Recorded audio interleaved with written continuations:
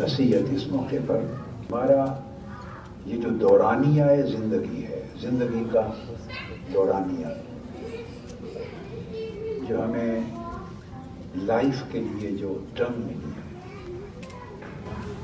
a short span of life which has been granted to us, that should not be spent as futile, as something is useless, as if something has no objective, no purpose, as it was given to you for nothing. This would be just wastage of our life.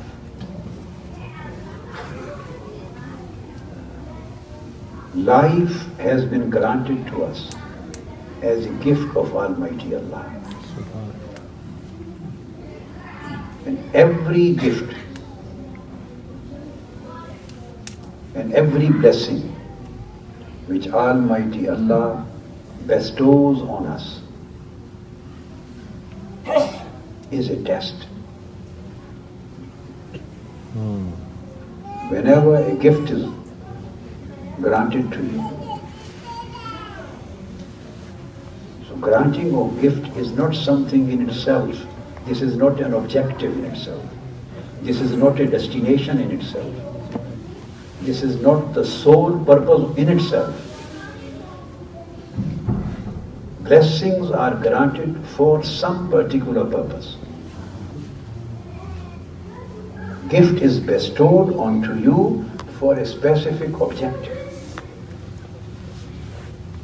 Almighty Allah has a specific divine design for our life.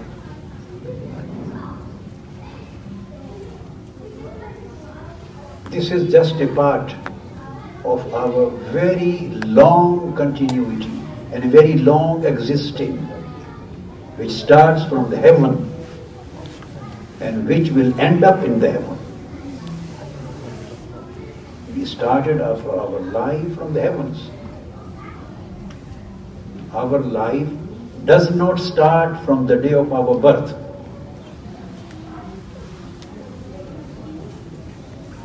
Birth is just an incident out of many incidents which occur in our lifetime.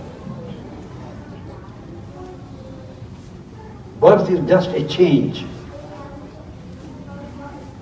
It is just a transfer. But we do exist before we take birth.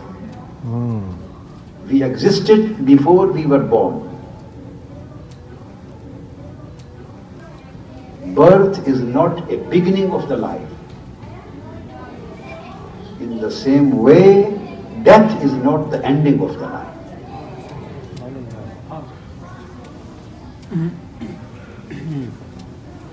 Every human being exists before he is born. I will go further back. There was a span of time when every human soul used to live in the heavens.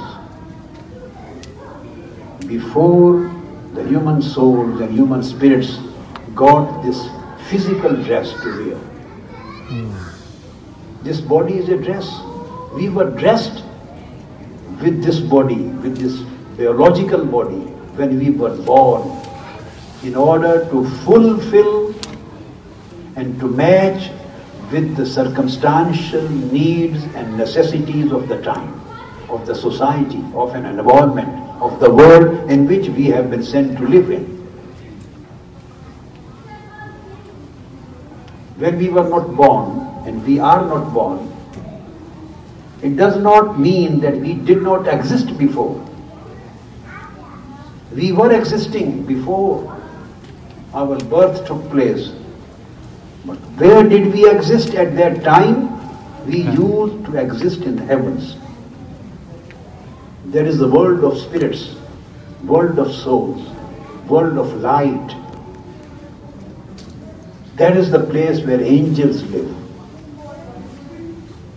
Same is the world where spirits and souls used to live, and they are living now. That is known as Alam-e-Malakut.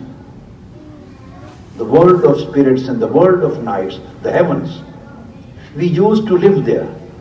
Every single soul, before coming to the womb of its mother, before coming to the belly of its mother, before taking birth in this world, used to live in heavens. But then I will go further back. Our life does not start just from there. It started before we appeared in the world of heavens. Almighty Allah states in the Holy Quran, A'udhu billahi minash shaitanir rajeem, Hal ata alal insani heenum min ad-dahr lam yakun shay'an madhkura. It is stated in Holy Quran, Hal ata alal insan. There was a time on insan.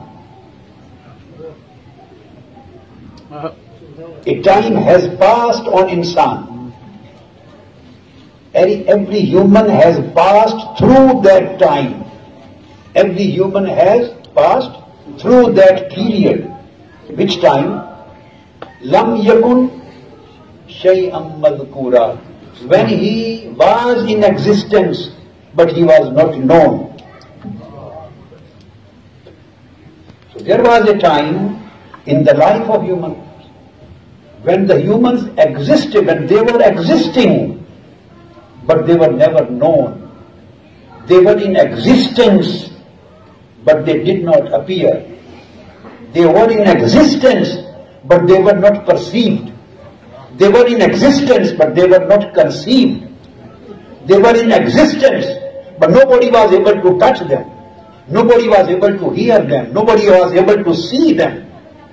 Nobody was able to understand them, the nature of their existence, the nature of their life. That's why Almighty Allah says, Hal ata ala al-insani heenum min ad-dahr. A long time has passed on insan, on the human. When he was in existence, but he was never known to anybody.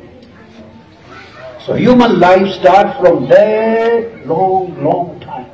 He has been transferring from time to time, from period to period, from space to space, from world to world, from state to state, from shape to shape.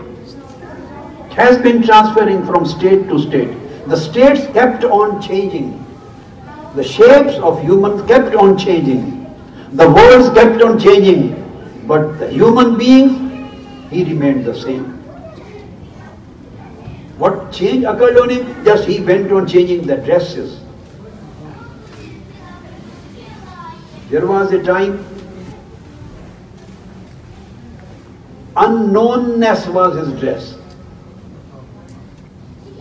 Then he had a spiritual dress for some time. Then he had a biological dress in his womb of his mother when he was an embryo. When he appeared in the form of a cell, then he developed in the form of embryo. Then he got some muscles. Then he got some skeletal system, bones. Then he got the dress of muscles on it. Then skin. Then he got brain, he got eyes, he got ears, he got everything, all organs. So he started becoming a human. Ultimately, when the whole biological process was complete, it appeared, the human appeared in this world. So we think as if our life starts from that point. No. A child was born in somebody's house, somebody's family, but not the life of human being. In the same way, he spent 50 years, 60 years, 70, 80 years, whatever Almighty Allah wills, his specific time is spent by him in this world. And then a time comes, then he is shifted to other world.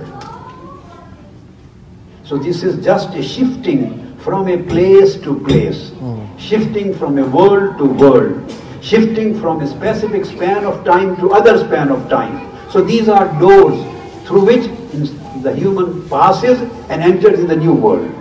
birth is a door of entrance to this world. In the same way, death is a door for entrance to the other world. But he is continuing.